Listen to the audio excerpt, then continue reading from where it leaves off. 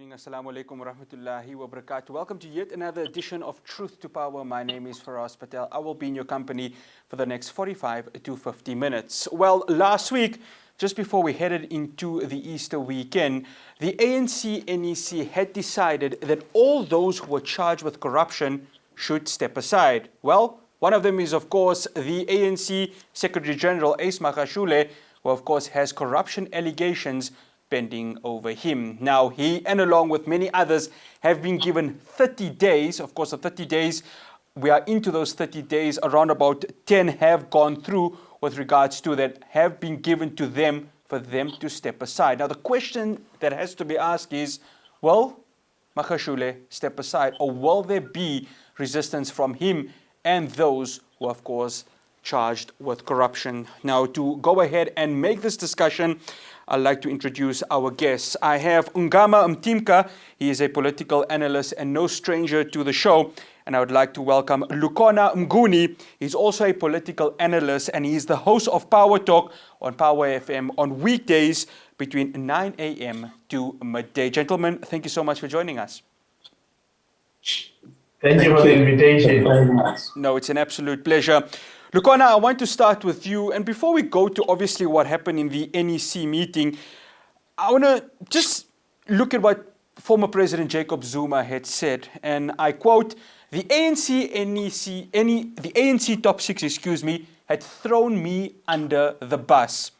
This is, of course, in line with the 30 days that have been given to those who have been charged for corruption to step aside.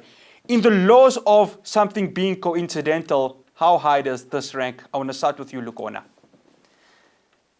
Well, I mean, you've got to appreciate the context at which those statements are made under. He feels aggrieved by the behavior of the ANC's top six because perhaps he was expecting greater political support.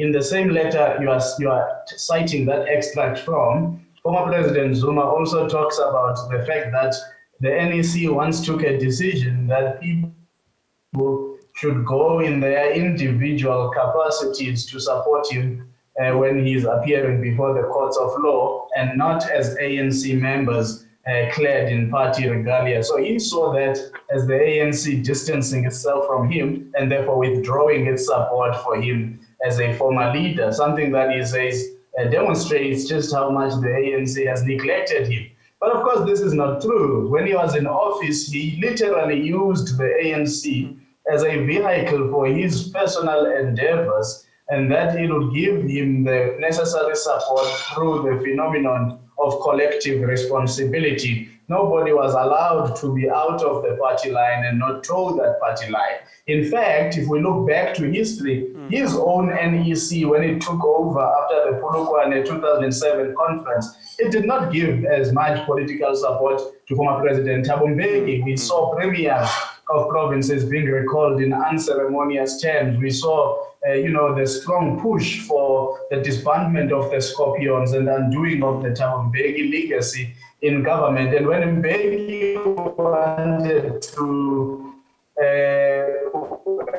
actually appeal the Nicholas, the Judge Crusade, which led to his, being recalled by the Zuma's-led NEC, he was left by himself to do that appeal and go to the Supreme Court of Appeals. So it's as if now the fortunes have changed and the seats have really been rearranged at the tabletop, and he's no longer enjoying the brazen overuse and commitment of the ANC that he did when he was the president of the ANC. And it's no surprise, though, because he too behaved in ways that withdrew support from his predecessor.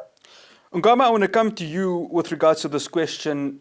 I specifically remember, and I'm sure you gentlemen also will remember, one member of their top six, Baleka Mbete, who of course was the former Assembly Speaker.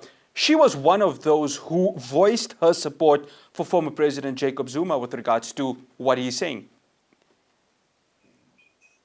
Sorry, I missed your initial question for us. Yeah, the question was, Ungama, I mean, one of those who, of course, voiced her support for former President Jacob Zuma was Baleka Mbete, the former National Assembly Speaker. So I'm just trying to understand that he's saying all of these things. Would you say that he's saying it in trying to defend himself right now, or is really seeking that sense of sympathy? Oh, sure. So I think two things here in terms of what's happening. We ask questions in social science as to what is happening when we observe the behavior of social actors acting within a particular structure. Yes, indeed, the ANC supported President Zuma, so I agree with what Tulukona is saying, that that support was even up to the level at which it caused the rest of society to be irate. So the bottom line, though, is not the side issue of what's happening in ANC politics in relation to him, but rather whether he's got a legitimate cause, first of all, to politicize what are judicial processes, and secondly, to continue to raise these political debates in ways that sidetrack the focus from the from the judicial processes and the facts thereof. So what Zuma is doing very successfully is to have attention deflecting away from the core questions of, is he being delinquent in not acceding to the instruction of the Constitutional Court? Is he not? Does he have cases to answer? Does he not? Whenever he gets pinned down to answer those specific questions, he's always going to creatively want to find something else which reframes the debate away from the areas in which he's got a particular weakness, more on areas where he has a benefit of doubt about whatever the issue he's raising. So he's attempting now to cast aspersions on the stand of the ANC, when in fact the ANC as an organization that is sensitive to not just its internal dynamics, but the broader public gaze, is taking a stance which may be seen to not be strengthening alliances internally, but mindful of the public gaze, is distancing itself from elements within it that are associated with corruption and criminality. So that's the stance that Zuma is criticizing. Lukona, just as what Ngama is saying, trying to sidetrack from, of course, the one court case that is pending for former President Jacob Zuma, the arms deal, and of course his non-appearance at the State Capture Commission of Inquiry. We look at, of course, the factions within the ANC, and there's no two ways about it, that we cannot deny that there are factions within the ANC. Surely this drums up support for the RET faction, and of course those supporters of the Ace Magashules, the President Jacob Zumas, the MKMVA, all of those who are part of the RET faction, with those supporters who are saying, of course, the hands of Magashule, wanting to go and obviously create some sort of national shutdown. Well, you see what happens after a big national conference of the ANC, or any organization for that matter, is that the factional arrangements that would have constituted themselves in support of the one leadership slate over the other tend to be demobilized, because now there is nothing else to do.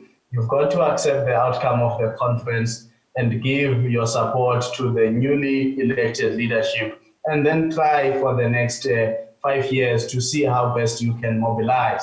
But it was very clear after Nasrec, because within a few weeks, if not a week, the Secretary General went to KwaZulu-Natal and addressed people that he believed were his supporters, alluding to the fact that it's just a matter of 5 years and they would be back. So what that statement meant in some people's mind was that you need to keep this faction cohesive enough, grow it, and therefore do not lend your support to the current leadership, which almost made the outcome of Nasrec an illegitimate outcome. Yet the Secretary General wanted to be deemed legitimate, even though he would be delegitimizing those that are part of the leadership collective with which he has been elected with. So former President Zuma then became a strategic center of organizing. So he's what I call a useful tool in the broader battles of factions. It may not be about him anymore because he cannot become president again. He cannot stand for a top 6 position again. But those that still have an interest to keep a particular faction cohesive, coordinated, and with some program of action, then use him and his battles as a strategic center for organization so that they remain in touch, they remain active, they remain with resources. And then, of course, the SG himself, H. Makashule, becomes embattled in all these battles that he is now facing with his allegations onto corruption, and that gives them further state province and in KwaZulu-Natal, not just in one of the 2 provinces. So it widens the scope of your ability to mobilize in society. But that being said, this remains a problem for the ANC to be able to stamp its authority, to be able to demonstrate that there is a leadership that can be in charge and take charge of the situation. What seems unable to happen here is to discipline ill-disciplined members, to only speak difficult on them without any form of disciplinary action being taken, which makes an example that dissent will not be tolerated. I mean, at the highest of his political influence and power in the African National Congress, former President Zuma's leadership in the ANC got rid of the likes of Julius Malema, Floyd Shivambu, out of the ANC because it was meant to showcase that dissent will not be tolerated against the sitting leadership. Here you've got a leadership that believes in coercion and negotiation to much of its detriment. Well, we'll be back after the break to continue this conversation. We will be shifting to what had happened in that NEC meeting just before Easter. Stay tuned.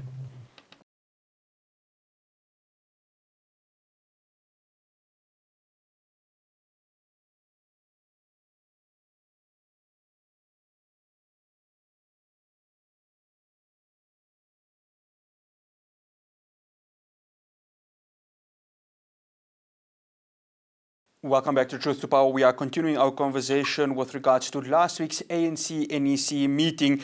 I have Ngama Mtinka and Lukona Mguni.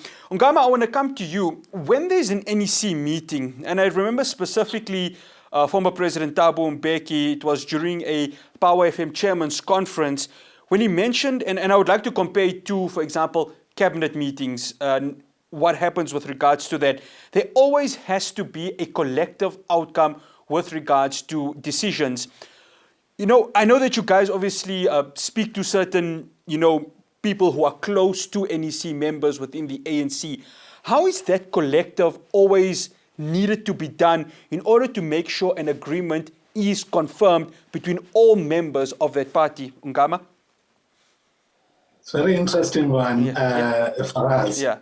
So colloquially, it's referred to as consensus by fatigue sometimes. That people get, you belabor a point so much that people get tired and then an agreement gets made. Now, but I think officially though, there has been an established position that a general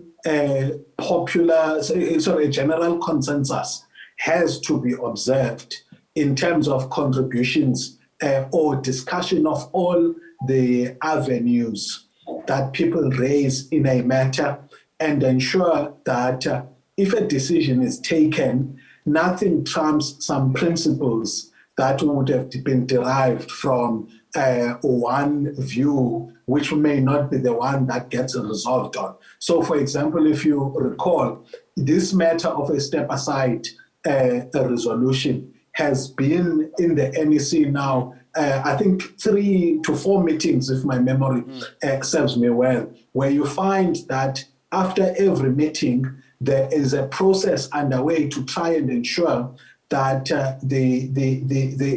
whatever the substance that's going to go into the final document accommodates as much as possible whatever principles are agreed upon.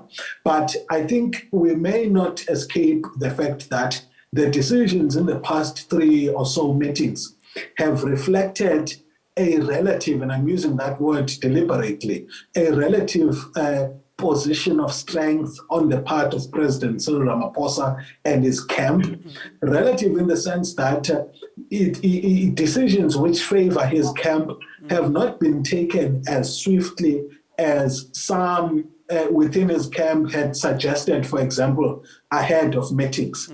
And that is precisely because for us, the ANC has got to manage, even though I'm one of the people, for example, who argue that we need now, factional development has arrived at a stage where we need one faction to actually take decisive actions in ways that result in the other finding alternative ways in which it wants to carry its political objectives beyond the ANC. So I'm one of the people that favor that approach. But it's important that the process to arrive there, if the party is going to arrive at all at a position where one of the factions realizes that it cannot carry out its objectives within the party or within the current environment of the NEC, it's important that the process is seen to have been exhaustive enough in terms of accommodating both sides. Because reality is that precisely because the groups leading to Nazareth did not demobilize,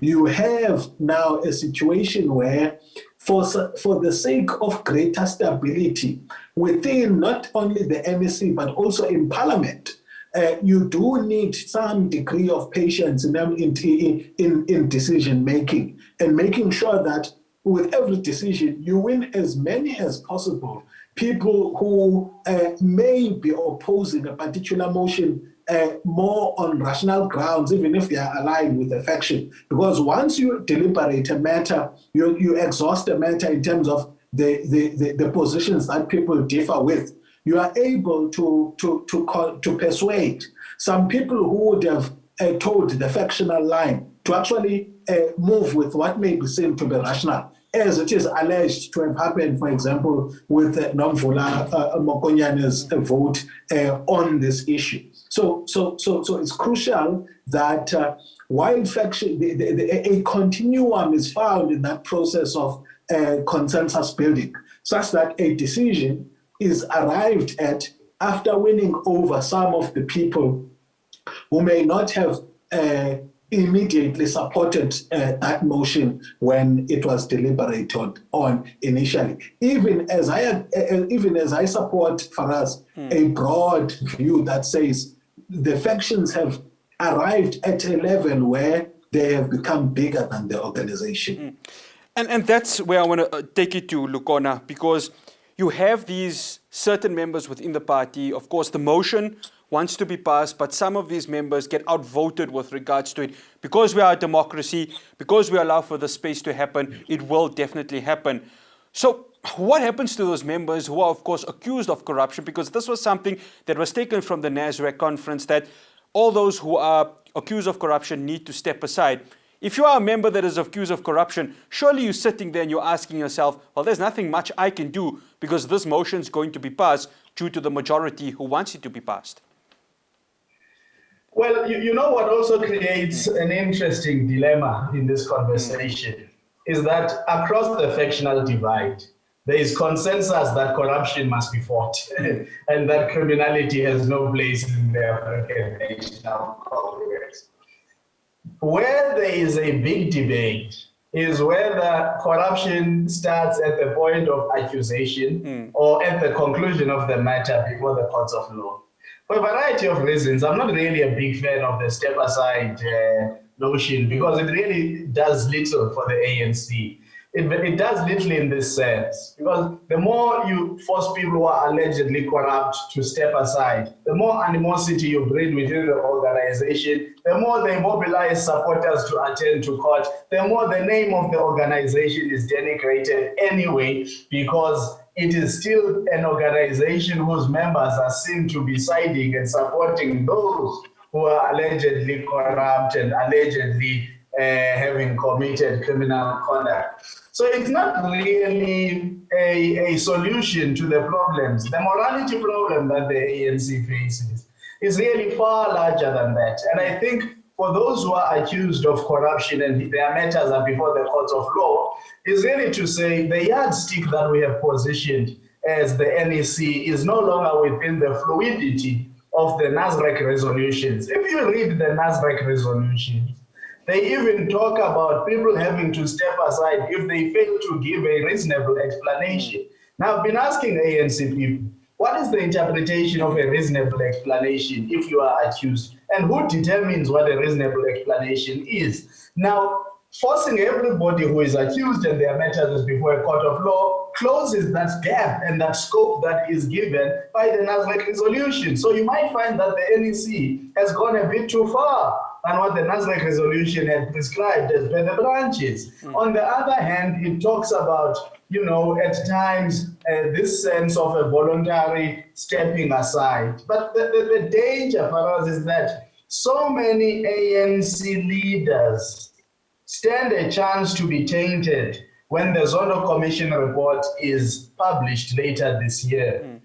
Are you going to say, because their matter is not in front of a court of law and that the commission by nature is not a court of law, those individuals with whom there may be very strong and serious findings, what should happen to them? Should they step aside? So you then make an issue of integrity a legal question and a part of legalism. Now, you never solve political problems through blunt legal instruments because you then take away from the essence of what you are trying to achieve, motivating more leaders of the ANC to behave in a moral standard that is acceptable and exemplary to society. The biggest question for the ANC is whether or not during this open season, where floodgates of immorality were the ones that really were giving the line of march to the organization, whether not many enough of its leaders became tainted in the eyes of society, and that this step-aside issue might breed more political instability for the ANC, but actually not retain any legitimacy for it within society. Ngama, and that's something that's quite interesting because we're all asking ourselves, and I think as citizens, all those who are not accused of corruption, but are found guilty of corruption, must not just step aside, but face jail time. But the question of can the ANC as a collective party go ahead and make sure that the disciplining of members who are not just accused of corruption, but who are found guilty of corruption can be there, the heavy hand can be there. Do you see it in this current leadership that there can be something of that happening? So here's again a theoretical construct that I use to relate with that. The ANC is a living system, a living organism. And it is in the nature of living organisms to be self-autonomous and also responsive to the environment. Those that are self-autonomous only and not getting feedback loops from the environment that they make use of in transforming themselves so that they adapt, they end up dying over time. So the ANC, during the time of President Jacob Zuma, created the impression, in fact, it claimed its autonomy. When civil society was saying, you are offering to us leaders that are compromised. So it claimed its autonomy and its right to do so and was punished during an election. Then came a leader who said, I'm going to turn the organization to be back into what it used to be as an organization that is responsive to the needs of the people, because there are more people who vote for the party than there are members of the ANC or there are people who attend its conference. So the answer to your question is that the ANC seems to be failing to live up to the standard of being an organization that shows its responsiveness to the public in its demands for what the ANC promises in the first place, a values-driven leadership. Now, precisely because of that, I feel that it is a party whose sustainability in its current form can no longer be tolerated, because it is creating a pathway to the rape and extraction of resources by unscrupulous people who should not actually become leaders in the country. So I believe that the best way for the ANC now is a decision that is not in favor of the party, where it is allowed to die, because it is going to die. I mean, come the next election, 2024, it's going to be under 50%. So what needs to happen is that those who still love the brand need to actually push very hard so that the opponents who are belonging to another party but within the organization can do what they feel is necessary. Whether that is toppling the current president at the next conference, or neutralizing the SG such that he is defeated at the next conference, so that you've got a platform not to save the ANC from becoming a less than a 50% party, because I believe that is impossible, but to rather have a good platform on which to rebuild the party for the longer term. I don't believe it's possible to save the party. So whatever internal arrangements are made among themselves only serve to preclude the party time enough to start the rebuilding project. They don't stymie a reduction of the party from becoming a less than 50% party nationally, as far as I'm concerned. Coming up after the break, I know it's a term that has been used very, very much, but does Elias Sebogelo Magashule have an ace up his sleeve? Stay tuned.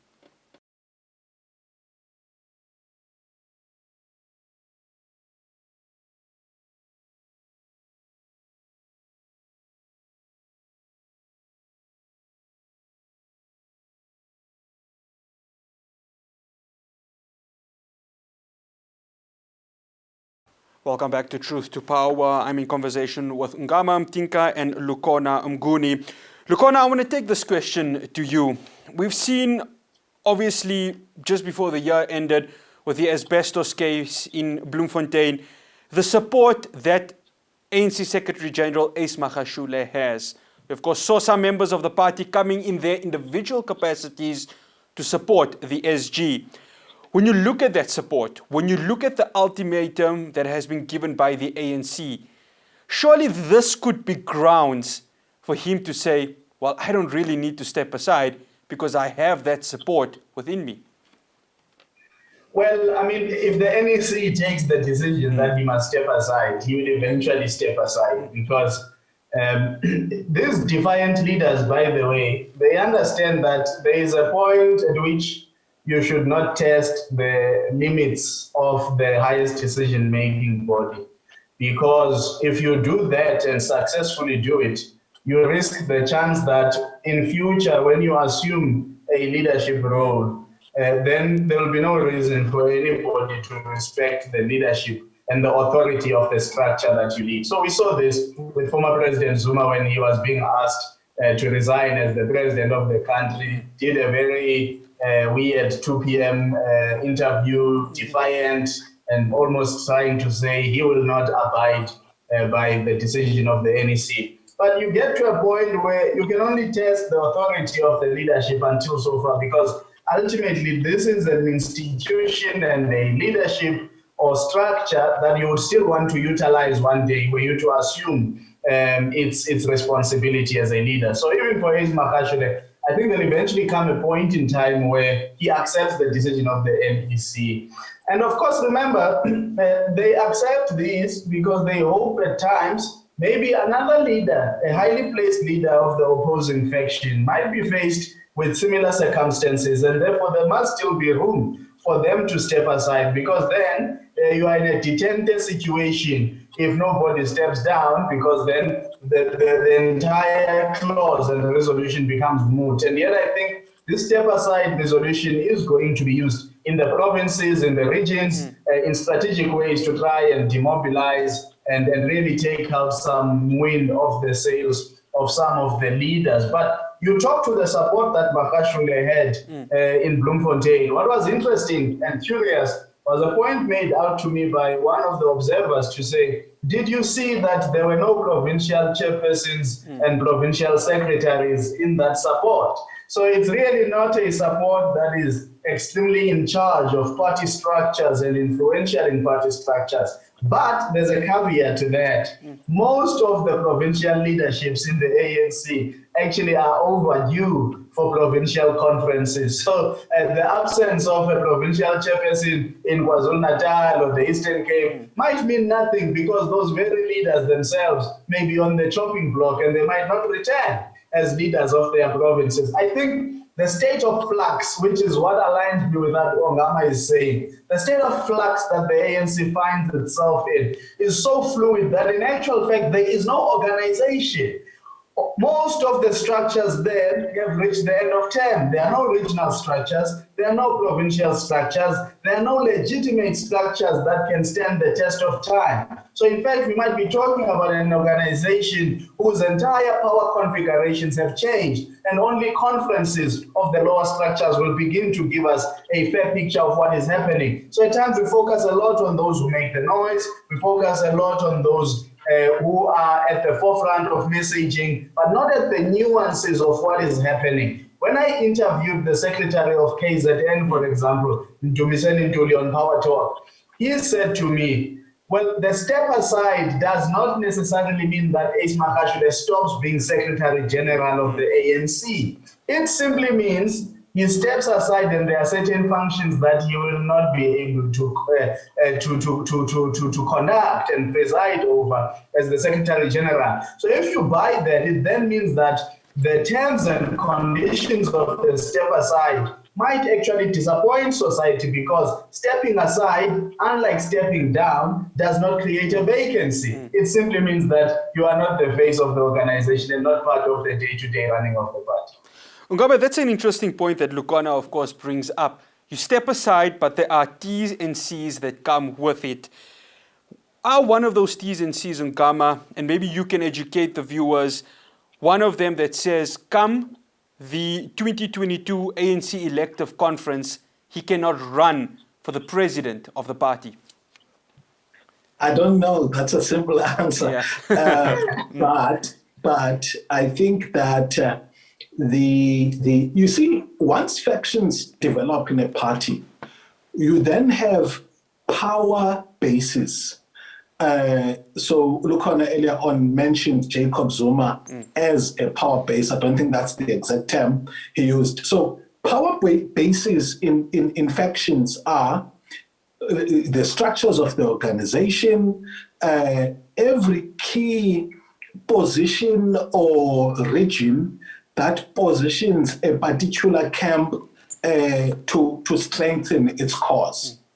So Ace Makashule, depending on those terms, one may be freer to engage throughout the country to mobilize support, because remember that a decision of the NEC, while it is the highest in between conferences, it can be reversed at an NGC. So maybe that's what will happen. But the extent to which the office of the Secretary General can remain a strong power base for the pro-Makashule camp will be significantly weakened with him not playing an active role. And mind you, he's going to be guarded that, especially those processes which are sensitive to election outcomes, such as audits of key structures and the membership database. And I think that's another power base in the internal politics of the ANC,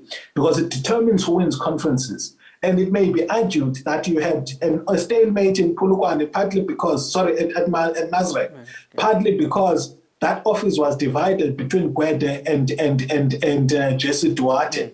I don't know, but there's a strong thesis emerging that SG's office is critical for determining outcomes of ANC conferences. Hence, a lot of time is spent before credentials are accepted. And it is known that once credentials are accepted, the camps have got different interpretations in terms of what their position means. So the point I've made, Faraz, in relation to your question is this, that the SG's office is important as a power base. And if Ace Magashule is not active, it neutralizes him. To what extent? I don't know. Lukona, same question to you. Just to add to that, if of course those TSCs do apply, how important is it for Ace Magashule that part of those TNCs allows him to at least have some sort of leadership candidacy role for that elective conference? Well, this is part of the weakness with the step aside conversation. It has focused too much on stepping aside and not necessarily on the implications in future. In the sense that, yes, it means you are an undesirable leader of the ANC. But what happens if 2022 comes and your trial has not started? I mean, some people have been indicted for years now. You look at the Mabuya Kulu case, Mike Mabuya Kulu, the deputy chairperson in KwaZulu-Natal of the ANC. He was indicted almost 3 years ago. The trial has not started. The NPA will tell you a few reasons as to why this is the case. There are counter oppositions, there are these counter applications that are done by various people. But it's not so much the case in that one. But of course, when people are co-accused, if one takes a matter on appeal, then it affects everybody else. But the turnaround time of these cases is troublesome and problematic. And I think this is what poses a key challenge for the step aside issue. One of the other risks, of course, with the step aside is if there is, in fact, a trial that goes ahead of a senior leader, implicating a senior leader, whether it is Zandile Kumede in KZN, whether it is Ace Magashule nationally, whether it is Msiza in Limpopo, and one of them is exonerated and found not guilty, because it will then show the paucity of this step-aside manner that you get affected and punished before the fact, and then when you are now not acquitted, there is no easy way for you to come back because the cloud has been so big around you and the party has actually heeded the call that you have a cloud around you. So this is why my relationship with the step-aside phenomenon is not so strong, and I really don't think it's the best political instrument out of the problems of the ANC. But fair enough to say, the T's and C's, what they will do. For example, if Magashule doesn't leave office, he will remain with a salary but not in office. Now that's where Ongama's point comes in, the ability to be mobile across the country and touch base with the structures. Of course, there are instances where there are T's and C's to temporal suspensions from the organization, where you are not allowed to be part of structures addressing meetings of the ANC and all of that. So we'll have to see to what extent this step aside will be limiting to his freedom. Of course, there is the possibility of the NGC saying that, you know what, we need this to be reversed. One, I don't think there will be an NGC, by the way. I think the ANC is overcommitting itself. And if there is, Paul Mashatile indicated to me that it will be hybrid. Now voting, you can imagine, will be quite chaotic. So I doubt the agenda of the NGC would be such that it can deal with those matters that need a serious vote, because conference does vote. So you'll probably have this matter deferred to next year. But whatever happens, if the constituencies of those who support Ace Magashule believe that the T's and C's are heavy-handed, they undermine the authority of the conference that elected him. It might cause reactions that are perpetual, and these would affect the stability of the ANC. And unfortunately, I don't see the Magashule faction eventually leaving the ANC and saying that it's going to start over. I think they know they've got moral credibility issues, that the brand of the ANC is a good cover and insurance for them. And also they feel much more entitled to the ANC than the likes of Ramaphosa, because they feel they struggled, they've got struggle credentials they can point to, and President Ramaphosa and those who support him can't demonstrate longevity within the liberation politics of the ANC. And those may seem semantical, but these are very important issues to people who are internal to the ANC. As Lukona mentioned, stability. After the break, is the ANC stable enough to handle the current crisis within the party? Stay tuned.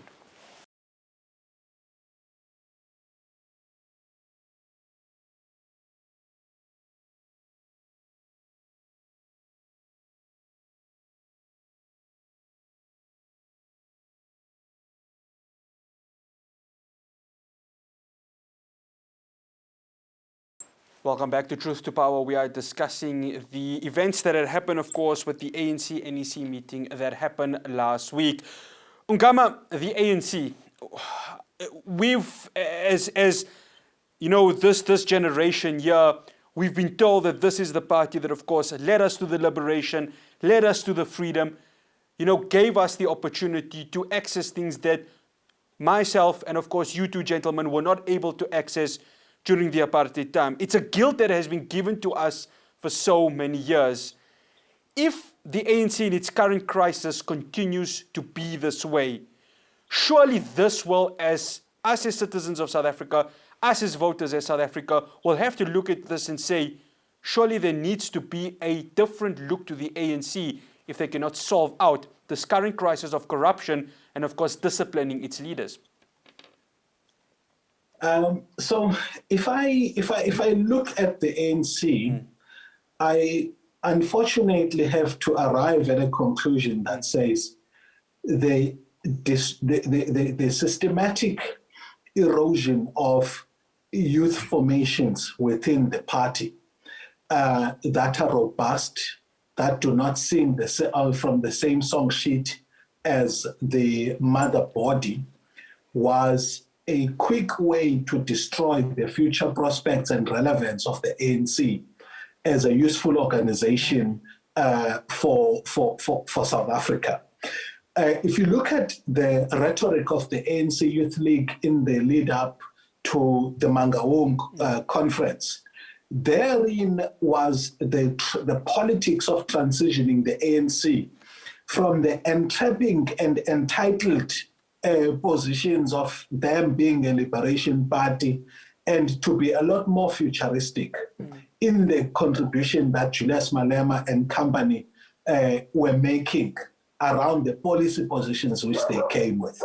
And I think that they were carving, by way of policy, a new frontier for the ANC on which it was going to be judged, as opposed to this continuing to look back.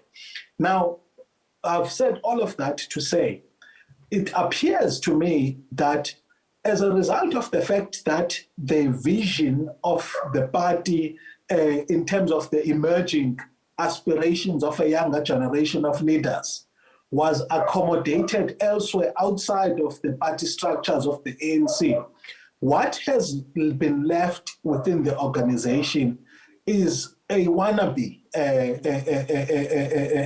a posturing, an ideological posturing, which is empty and clueless, regardless of the camps. So on the part of President Cyril Ramaphosa's camp, you hear the right rhetoric as far as renewal is concerned, without the political will to do all that is necessary in order to deliver on that mandate. On the part of the Ace Magashule camp, you hear a strong appeal to the ideological rhetoric which is meant to appease South Africans with, to borrow from Mulukona, an eroded sense of credibility with which they can convince anybody that the party can, in fact, under their own control, can be led to that. So as far as I'm concerned, the ANC needs to die. And if I was among those that were leading, I would say everybody within the current leadership structures, in fact, those leadership structures need to be disbanded. You have an RTT at a national level, and with strict specifics in terms of who has to lead it, and the organization is not without documents like Through the Eye of the Needle and organizational renewal resolutions to be able to prescribe a particular leadership to take it out of where it is. Because if you look at across the board, across the factions, at a national as well as provincial levels, you are going to find that somebody needs to step aside, not just those that are charged, but because they have brought the party into disrepute. And the constitution of the party is very clear from in that Rule 25 as to what are those acts of. So you'll find that there's no longer any organization to carry out the aspirations of the party, to the extent that for me, you need to end the fights between these major generations of the old guard. Sorry, these major groupings of the old guard, and ask them to retire and build afresh. Unfortunately, that's the idealistic view, which for me is the only way I see is a sustainable path out of this crisis for the party. Lukona, I'm going to give you the final parting shot. What happens now for the ANC? There's 3 more years left before the national elections. I mean, the opposition parties in the EFF and the DA don't really need to do that much for them to go ahead and make sure that the ANC has below that 50%. What does the current ruling party need to do in order to bring the credibility back and, most importantly, gain the trust of the voters? Unfortunately, we might be engaging in an academic exercise where we say much and little happens. So I'm skeptical to venture there a lot, because we need to really focus South Africans on thinking seriously about their future, particularly with the weakening of position. As you mentioned the DA and you mentioned the EFF, I don't think, by the way, by 2024 the DA will score as much as it did in 2019. So there has to be a thinking. I foresee a split in the DA. It's going to just be a matter of time. I think the move to the right-wing rhetoric is very antagonistic, is displeasing, and in actual fact eats away on the moral credibility of those black senior leaders who remain within the party, because then it's still as if they are just within the DA for the sake of earning a livelihood rather than out of political conviction. The EFF, for a variety of things, seems to have lost the momentum it was building on being issues-based. It has fallen into the trap of once more being preoccupied by factions within the ANC, trying to mediate problems that are very far from them. So for South Africans, really, the big question is, there is a political crisis in the landscape of our country, and therefore it needs a political solution. How do South Africans begin a conversation that truly foresees a potential political vehicle that would carry the aspirations and wishes of the people of South Africa in the manner that is within the dictum of the Constitution, and in a manner that is led by youthful people? Now, Ongama speaks very well about how the youth has been sidelined in the ANC. And that's because there's an intergenerational warfare in the ANC, where the line is too long. I mean, a 50-year-old in the ANC is deemed to be youthful. I mean, that's rather surprising. So the citizens themselves have to gather and see how they take this country forward. I don't think any of the top 3 political parties have the wherewithal to take this country forward. Well, if somebody's 50 and is youthful, imagine us who are in our 30s, how young we definitely are. Gentlemen, thank you so much for making the time for us. Ungama Mtinka, political analyst, and Lukona Mguni, he's also a political analyst and host of Power Talk on Power FM, weekdays between 9 a.m. to midday. Gentlemen, we thank you so much for making the time for us. Thank you. Well, there we go. Well, very, very interesting times within the ruling party. Of course, we saw that the NEC meeting that took place asking corrupt accused members to step aside. 30 days, well, just less than 30 days to go with regards to that. Will they yield or will there be resistance? Well, that's all we have for you. You're on Truth to Power. We say Jazakallah to you for joining us. I will see you again, same time, same place next week. Assalamu alaikum wa rahmatullahi wa barakatuh.